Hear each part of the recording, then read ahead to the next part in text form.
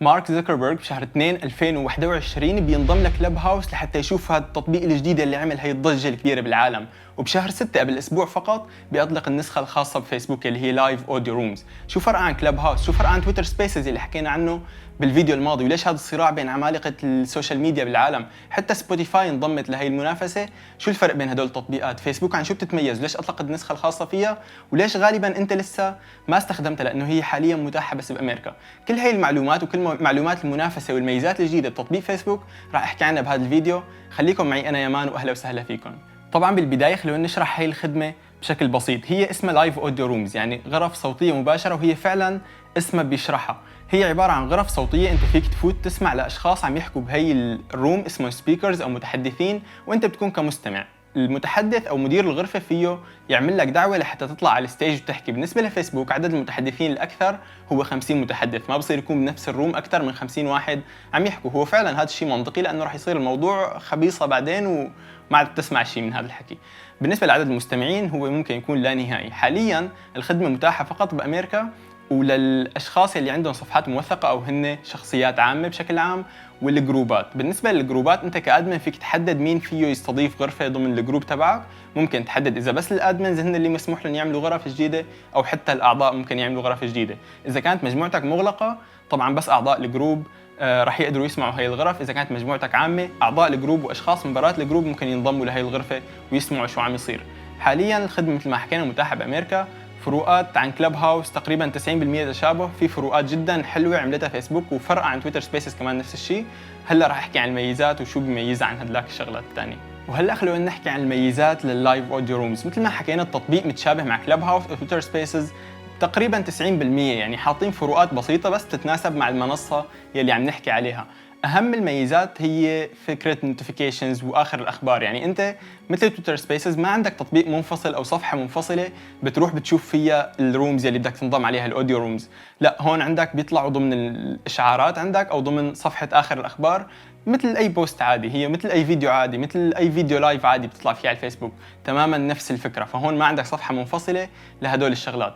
الشغله الثانيه هي موضوع الرياكشنز. يعني انت وانت عم تسمع الغرفه بكلب هاوس اذا حدا حكى شغله بتعجبك او ما بتعجبك ما فيك تعمل رياكشن على هذا الموضوع.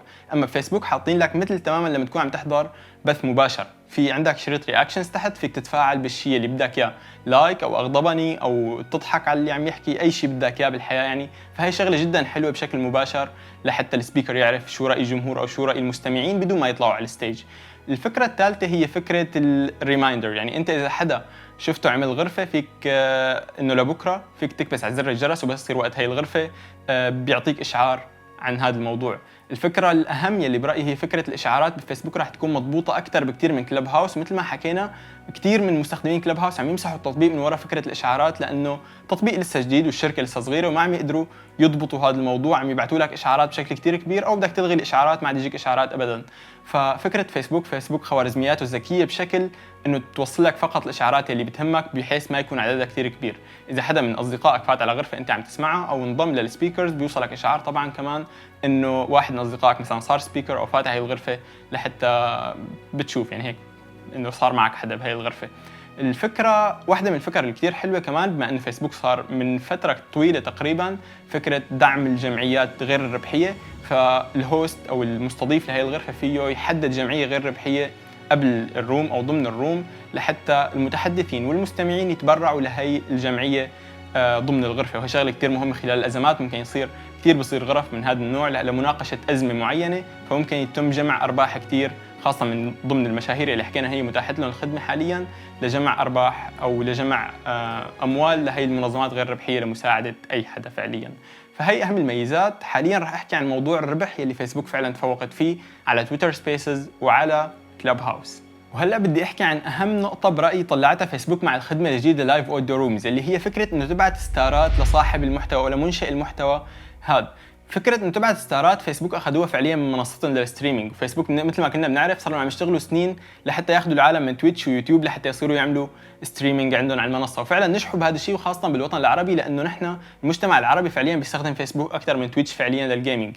ففكره الستارات هي فكره يلي ما بيعرفها هي انه تبعت مثل مصاري لمنشئ المحتوى او اللي طالع لايف هذا الجيمر او اي حدا عن طريق الفيسبوك بشكل مباشر. انت فيك تشتريهم من الفيسبوك تبعت له اياهم. فنسخوا هي الفكره وحطوه باللايف اوديو رومز. يعني انت اذا حدا عم يحكي موضوع عجبك او غرفه عجبتك او منشئ محتوى بشكل عام عجبك، فيك تمسك تبعت له ستارات. انت كشخص شو بتستفيد؟ فيسبوك عملوا لك شغله حلوه انه بتطلع لشيء اسمه فيرست رو سيكشن، اللي هو الصف الاول. خلينا نحكي بيطلع اسمك لفوق بالنسبه للمستمعين، وبيطلع جنب اسمك اشاره انه انت بعت ستارات. فحتى منشئ المحتوى اللي عم يحكي ممكن يشوف اسمك ويعطيك مثل تحيه ضمن الروم وهيك. يعني مثل فكره الراديو لما تتصل وتطلب هيك شغله او كذا. ويلي بيحضروا جيمنج وستريمينج على الفيسبوك راح يفهموا هاي الفكره كتير منيح. بالنسبه لموضوع الرياكشن والستارز، برايي الغرف بتصير تفاعليه جدا منيح، وخاصه فكره التبرع للجمعيات غير الربحيه كمان هي فكره كتير حلوه.